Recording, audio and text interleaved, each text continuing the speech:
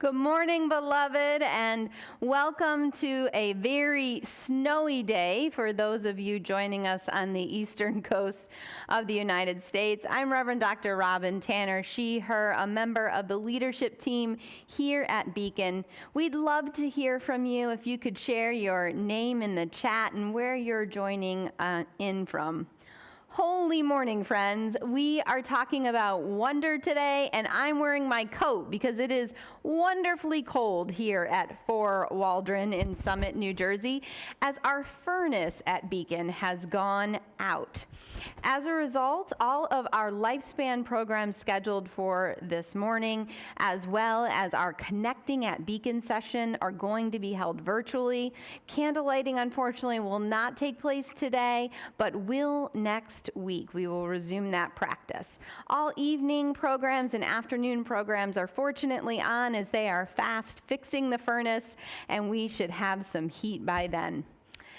You know, as I'm temporarily inconvenienced by the cold, beloved, I'm thinking of our neighbors, our family, and friends who are unhoused. And I am feeling a lot of gratitude for our partners in the Interfaith Council here in Summit, for our friends and partners and family at Fountain Baptist Church and at Grace, who made it possible this weekend to provide overnight hospitality. And our doors will open in just a little bit for our unhoused neighbors as part of the day program for Summit Warm Hearts. My goodness, we never know how life will unfold. That seems to be truer and truer in these days. And yet, even now, shivering a bit, I'm filled with wonder. A sense of wonder at interfaith partnerships, wonder at a team that can pull together this morning and still make sure with space heaters and emails going out that we can connect this way. Wonder that it was the heat and not the power. Wonder that you are still out there shining across the cold and far beyond, in places where it's even warmer. You are shining. Isn't it a wonder how those bits of light come together now as we shine together and become a beacon?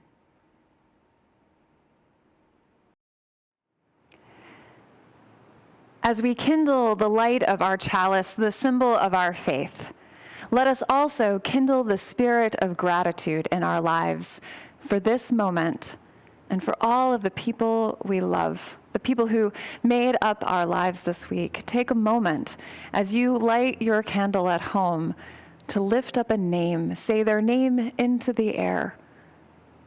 Give thanks for this moment, for our community of faith, for our mission in the world, and for the light that each one of us brings.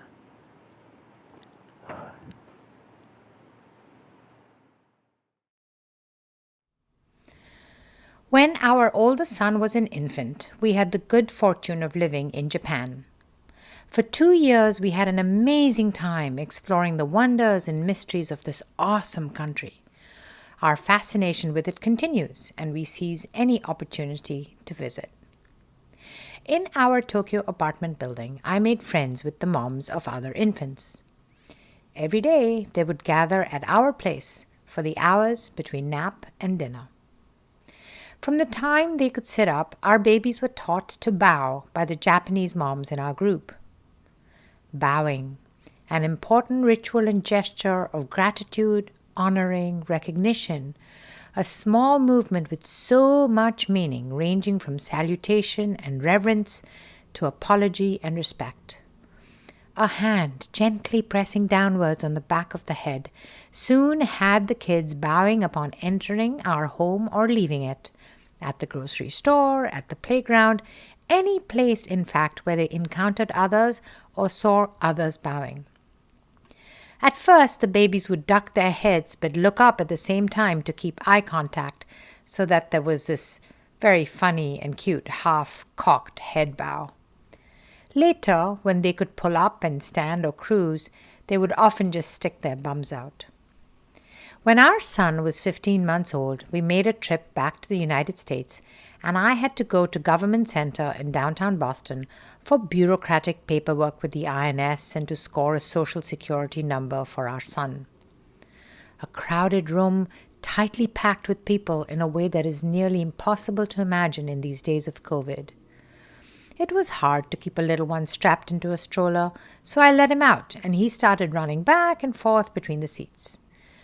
All the people were quite tolerant, as he was the only one under 10, and it's sort of hard to resist a smiling, cute toddler in a crowded government office. If he were crying, it would be an entirely different matter. After about 15 minutes of this, our son stopped abruptly and bowed to a couple. They were delighted, and they bowed back, which had my son clapping and squealing with delight. It turned out that indeed they were Japanese, and our son had correctly surmised this and made a gesture that only they would understand the implications of. We chatted a bit, and they commented on how wonderful it was to be acknowledged with a gesture that meant so much to them. I commented on how amazed I was that my son would know who to bow to. For the remainder of that interminable time, he continued to bound about, pausing each time he passed the couple to bow to them, and they would bow back in turn.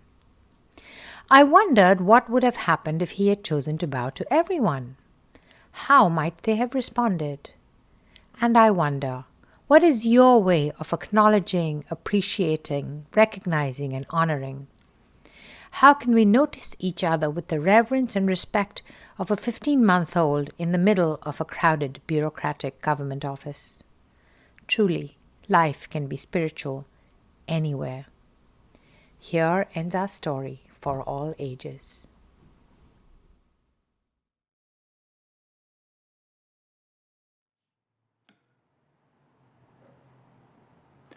Let us now enter into our sacred ritual of candlelighting in gratitude to our ancestors from every part of the planet and every spiritual tradition for giving us this simple yet powerful symbol of remembrance, love, hope, healing, and peace.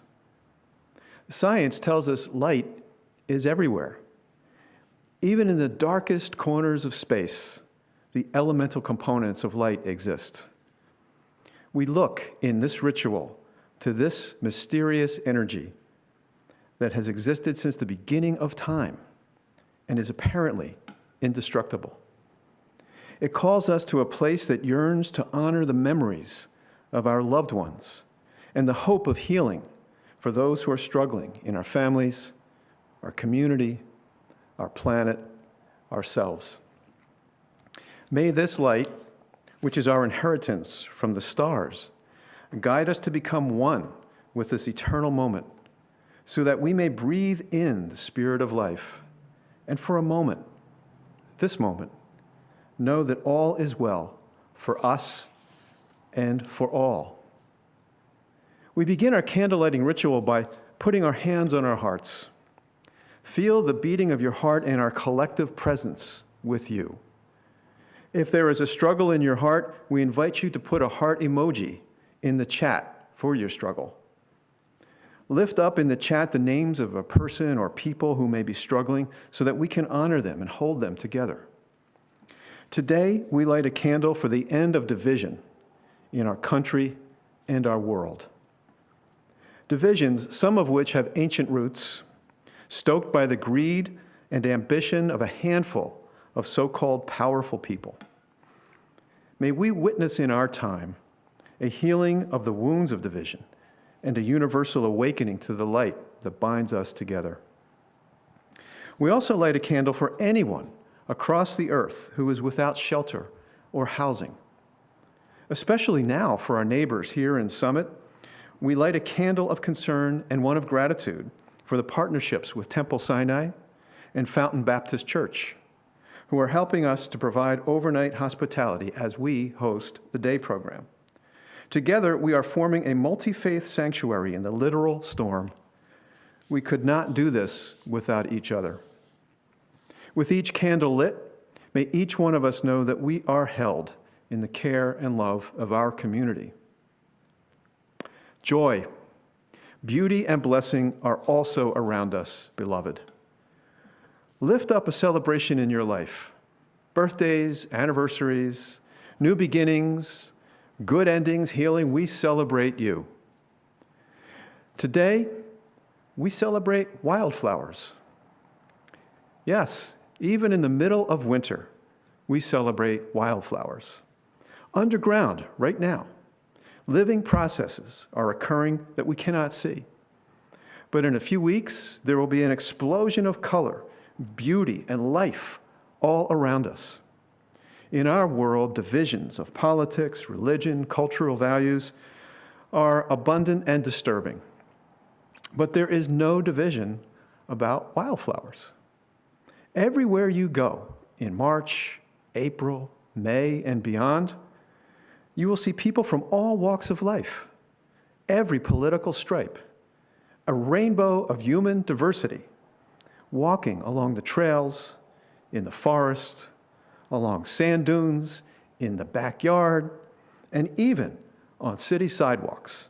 People will stop, look, perhaps take a photo to share the stunning view of wild yellow daisies or long spurred violets. You will not see a member of the other tribe doing this. You will only see a fellow human. Someone who may or may not be familiar with the saying, you can trust a universe that can produce a flower. But they and we will know. In that moment, among the wildflowers, we are not alone, but alive together in a universe that we can trust.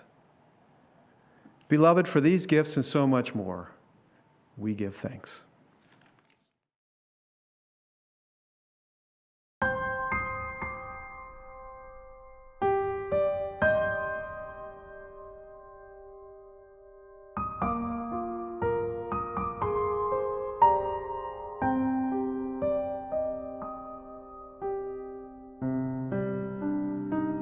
May I be filled with loving kindness. May I be well. May I be filled with loving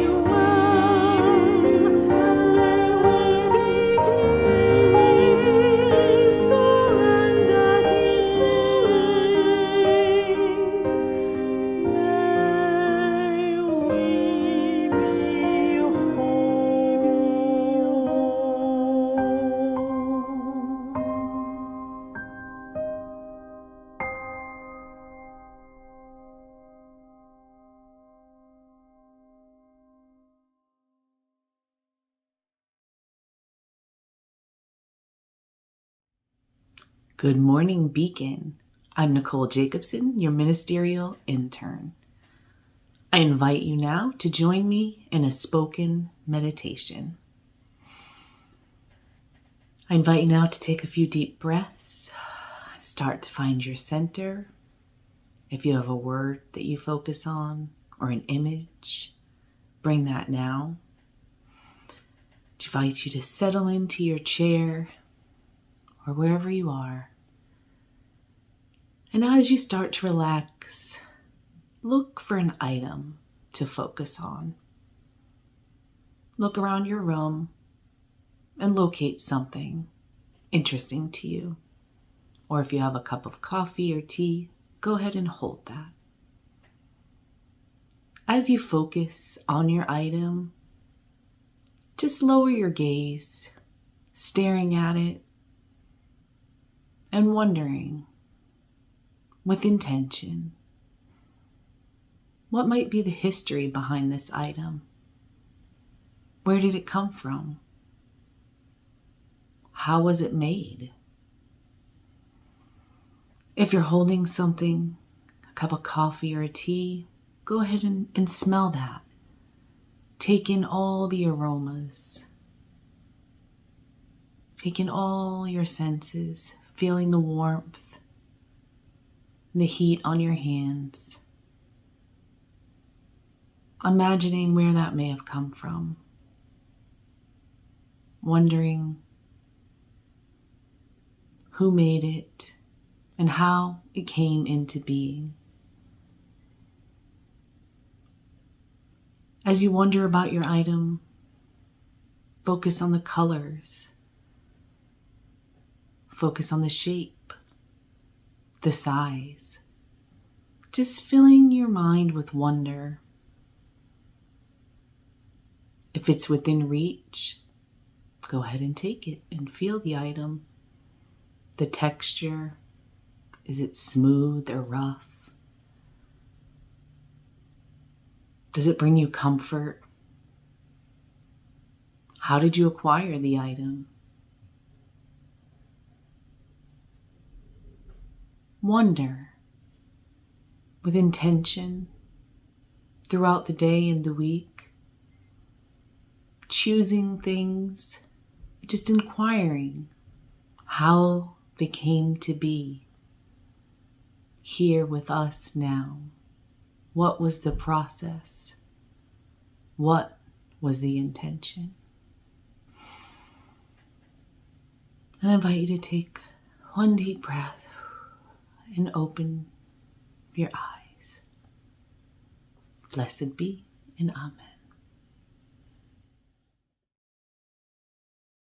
Hi, I'm Sarah. I first came to Beacon in March of 2013, and it is an experience I will always remember because I happened to walk in on a Passover service. If you were lucky to be with us in the days when we could still break bread together, you'll remember that that was one of the more memorable services. I came looking for a community. What I found were genuine relationships. At first, it was the sermons that held me. For a long time, I couldn't walk out without having cried during the sermon. And it still happens because the sermons always seem to touch exactly where I am at that time. And though we've been mostly virtual for a while now, I can still recall what it was like to sit in the sanctuary in silent meditation with the congregation and feel connected with those around me. It's an almost tangible feeling. In the coffee hour afterwards, people were always so welcoming to me, and I thank you for that. I am indebted to Beacon for all that it has offered me over the years, from studying the new Jim Crow in a small group to the marches I've walked in with fellow Beaconites, to the activities we've done with Fountain Baptist Church, and so many other things that I could list. When my father died, I was touched at how there for me this community and the leadership team were. They have always been there for me when I've needed them. A couple of years ago, I joined the choir and was surprised to find a small community there as well. They're not just a group of people who sing together, they check in with each other, and I've been very grateful to be a part of them. One of the other important ways I've connected with people has been through the Beacon community groups. Through these groups, I've connected with individuals. They hold a place in my heart as the very caring, warm, accepting people that they are. They've made themselves vulnerable in their honesty and heart sharing. It is a place where I know I am seen and heard. One of the guiding principles behind community groups is listening, not to interesting conversations, but to our lives and our deepest selves. Community groups offer opportunities to further our spiritual exploration, and they offer exercises, experiences as well to practice our beliefs. I've been so grateful to have my group for the last year and a half. The truth is that we create this community called Beacon, us. Our mission comes alive through these relationships, our voices, our leadership, and our gifts. Now we move into a time where we give generously to support making that mission come alive in our lives and in the world. In a minute, you'll see ways to contribute to Beacon. We invite you to lean into this practice of generosity. I know firsthand what a difference it makes. Thank you.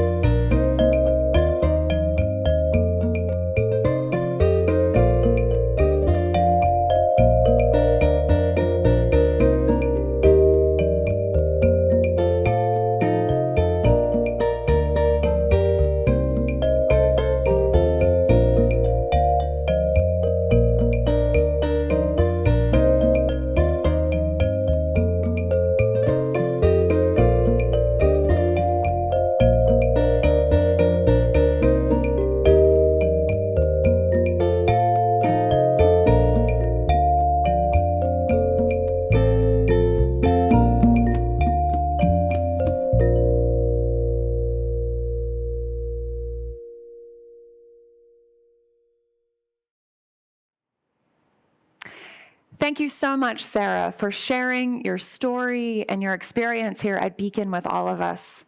We are so glad that you found this community. As Reverend Robbins spoke with our team about the practice of gratitude, I was reminded of an interview I heard on the podcast On Being with the Benedictine monk, David Steindl-Rast. Brother Steindl-Rast was 12 years old when Hitler and the Nazis invaded his home country of Austria. You can imagine the impact of that moment and the years afterward in the war on this teenage boy. As an adult, he became a faith leader, and Brother Steindl-Rast centered the practices of gratitude and gratefulness as a way of life, as a practice and a choice that we make. Our reading comes from his voice in that interview. He says, "The reason I use the words gratitude and gratefulness and thanksgiving is that we really need different terms for our experiences. We all know from experience, from those moments in which this gratitude wells up in our hearts, that we are being filled within, filled with joy, but it's not yet articulate. I call this gratefulness. And then it comes to a point where the heart really overflows and we sing, we thank somebody. And for that, I like a different term. I call it thanksgiving. So gratefulness and thanksgiving are two phases of a process that is gratitude. It's like the bowl of a fountain when it fills up and it's very quiet and still. That's the point of gratefulness. It's inarticulate, but then it overflows. It starts to make noise and it sparkles and it ripples down. And that's when the joy comes in. That is the thanksgiving. For many people in our culture, the heart fills up with joy, and just at the moment when gratefulness wants to overflow into thanksgiving, an advertisement comes in and says, no, there's a better way, there's a newer way, your neighbor has a bigger thing. And so instead of overflowing, we make the bowl bigger and bigger and bigger so that it never overflows. It never gives us the joy. So when people ask me, how shall we practice this gratefulness? There is a very simple kind of methodology to it. Stop, look, go. Most of us, caught up in our schedules and deadlines, rushing around, we have to stop because otherwise we rush right by and it rushes right by us. So stopping is the first thing, and it doesn't have to be long. When you are in practice, it can take a second. Then, once you've stopped, you look.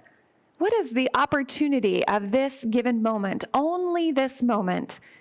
That is where beholding comes in. Behold the opportunity of this moment. And if we really see what the opportunity is, we must go and do something with it. Avail yourself of this opportunity. And so gratitude becomes a methodology of stop, look, go. And so therefore, when people ask me, can you be grateful for everything? I say no, not everything, but in every moment, yes. Here ends our reading.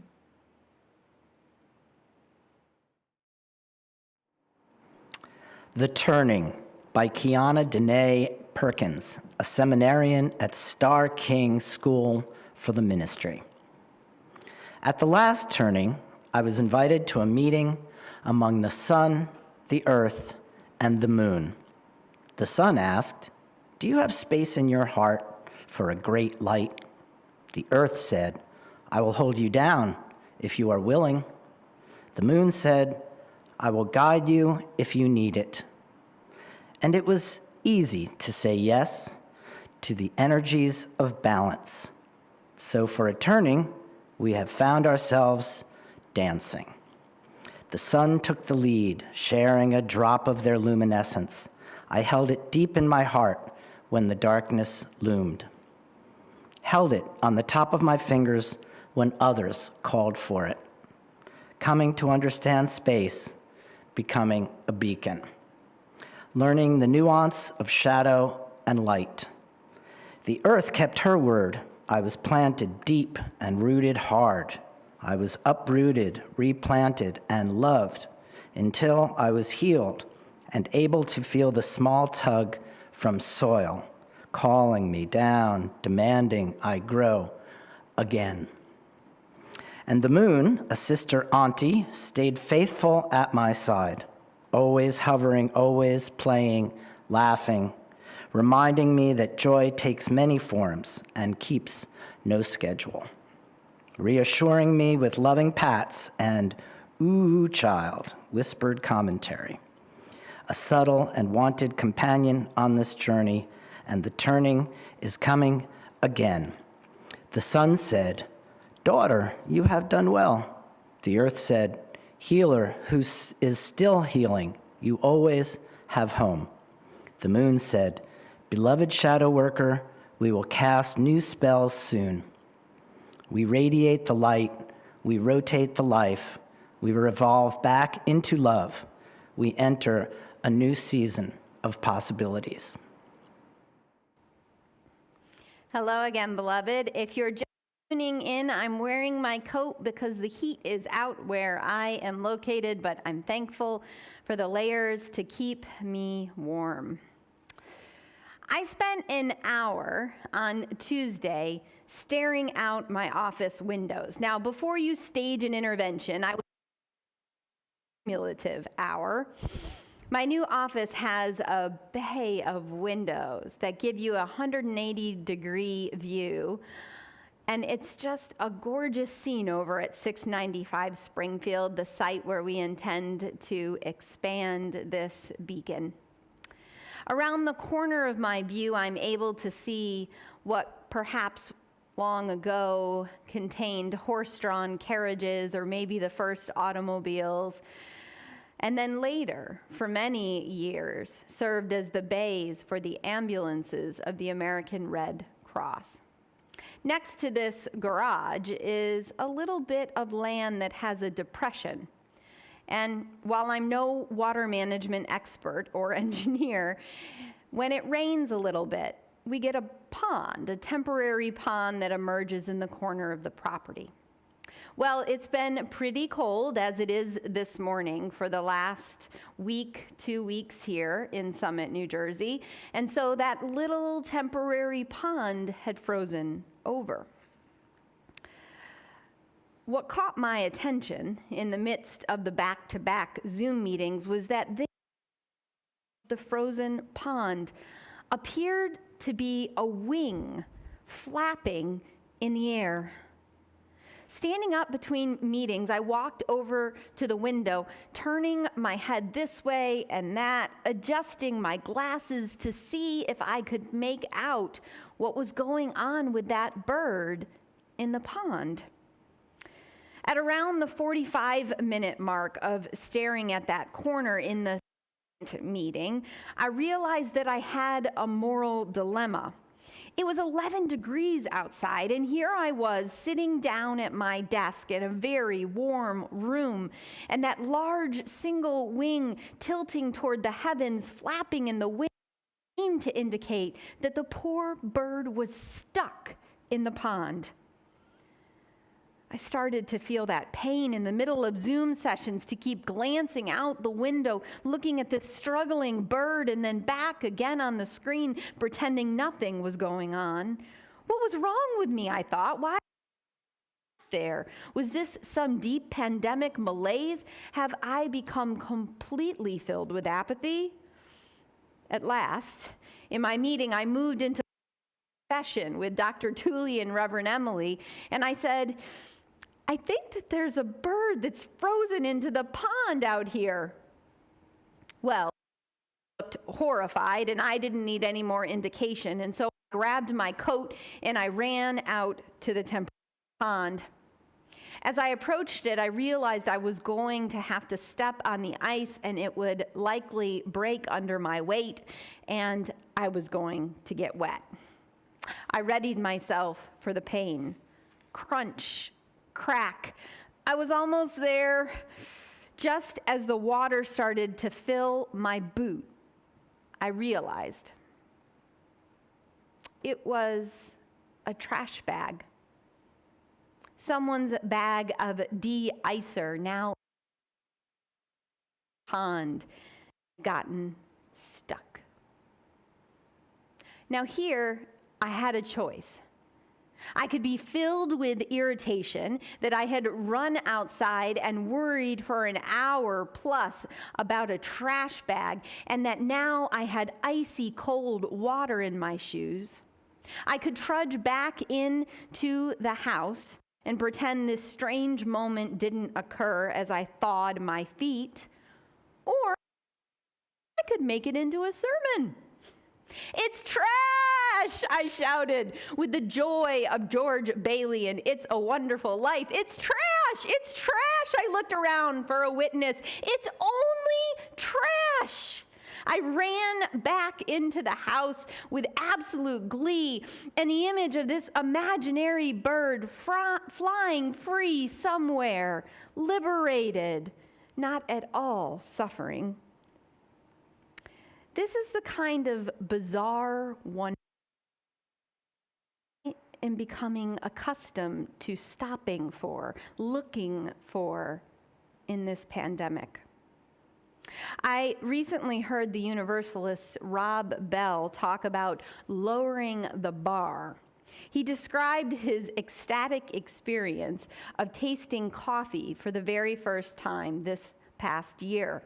This was here all along, he said, and it was so accessible, this electric, delightful, warm experience of coffee. He admits to being a former overachiever, a cheerleader kind of preacher who preached many a sermon to his congregants about thriving, about finding the next goal, about reaching and aiming higher. Well, getting out of sweatpants seems to be a remarkable day. Lower the bar, he instructed his listeners on his recent podcast. and it sounded all too familiar. I was the strategic planner and the high, and don't get me wrong, because I'm still irritatingly organized and type A, but like Rob Bell, I'm beginning to wonder if we need to shift. I'm thinking, though, unlike Rob Bell, that there's something deeper here than lowering the bar. I refuse to lower the bar. We do. For voting rights, systemic racism, the climate emergency, these are not things we can lower the bar for now. But have I wonder, set up my interpersonal life such that my daily experience of connecting with others and the earth has so many barriers to stopping, to looking, to going with the wonder and joy that is here now. Benedictine monk David Stendhal-Rast, who lived through the Nazi invasion of his home country, spent his entire life talking about this practice, gratitude and thanksgiving, of instructing thousands of followers in the essential survival practice of stopping, looking, and going with the joy and the thanksgiving. This through some of the worst of human atrocities, decided to spend his life teaching us how to be grateful and to rejoice with thanksgiving. Is it enough to be alive to scream, "It's only trash"?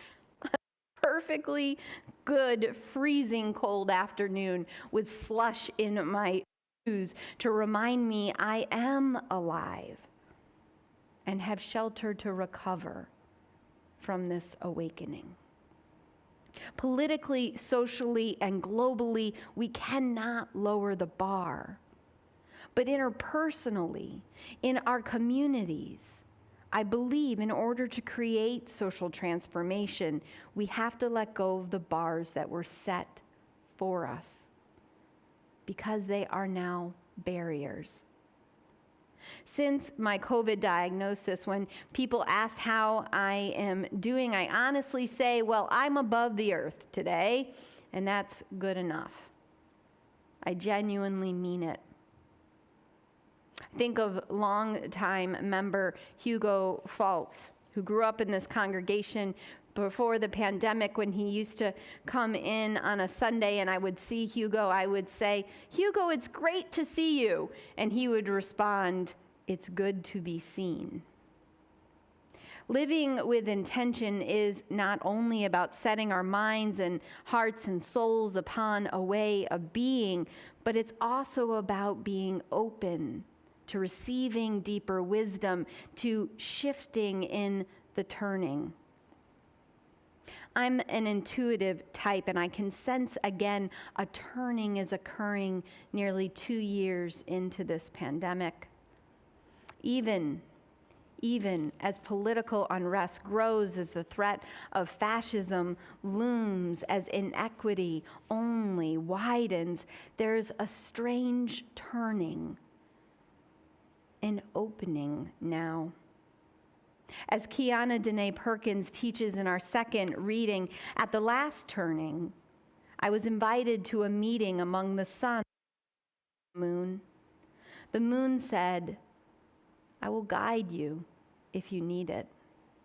And the moon, a sister auntie, stayed faithful at my side, always hovering, always playing, laughing, reminding me that joy takes many forms and keeps no schedule, reassuring me with loving pats and "oh child," whispered commentary, a subtle and wanted companion on this journey. The moon said, "Beloved shadow worker, we will cast new spells soon." Perhaps, beloved, it is time the moon in this turning, to invite in joy again, to stop and look for the elusive dance of blessing in the many strange delights, even the discovery of trash and soaked boots. There is a teaching that says Moses was not the first to walk by a bush that was burning and yet not consumed. He was merely the first person to stop, to look, and to notice. Prophecy and justice making arise from the practice of gratitude and the practice of thanksgiving. There's something there. There's something here. The relief, the wonder, the thanksgiving. It's only trash, we shout. Or who knew coffee tasted like this? And you are here, and I am here, and perhaps this is how we will rethread the beautiful in the midst of the broken. Perhaps this is how anew in the midst of all of the worry, the wonder filters in this new day.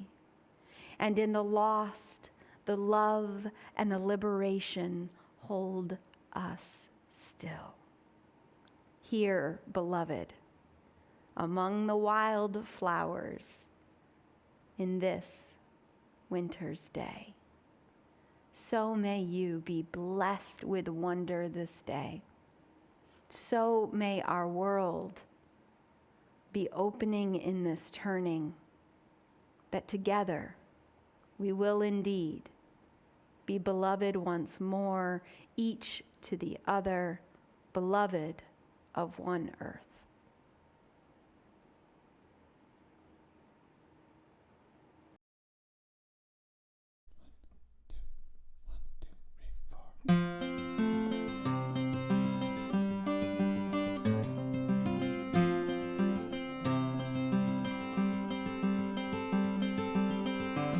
You belong among the wildflowers. You belong in a boat out at sea.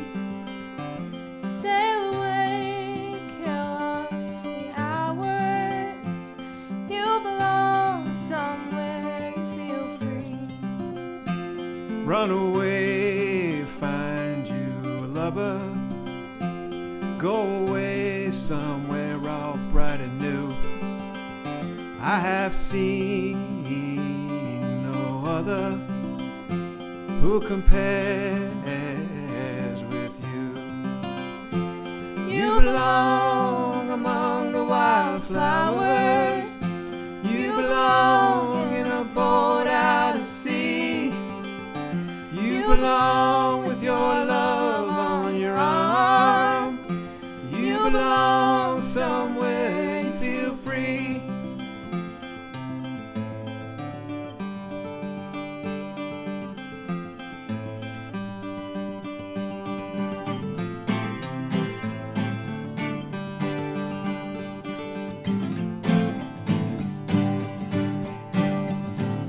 Run away, go find you a lover.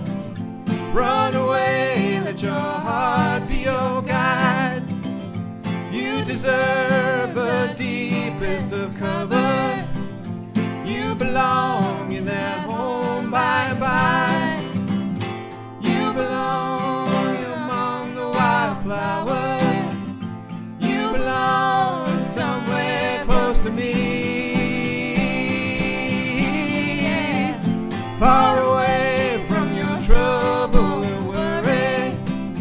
You belong somewhere you feel free.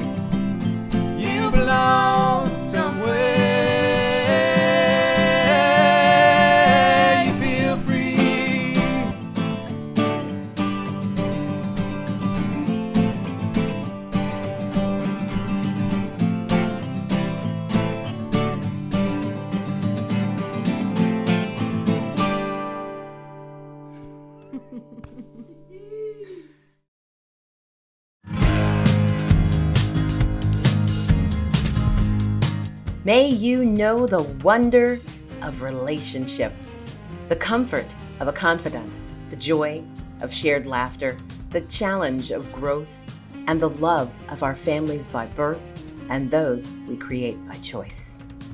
May you know the wonder of a really good book.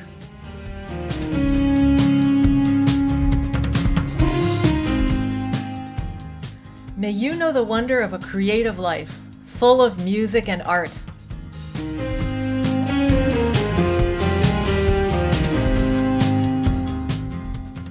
May you know the wonder of wildflowers.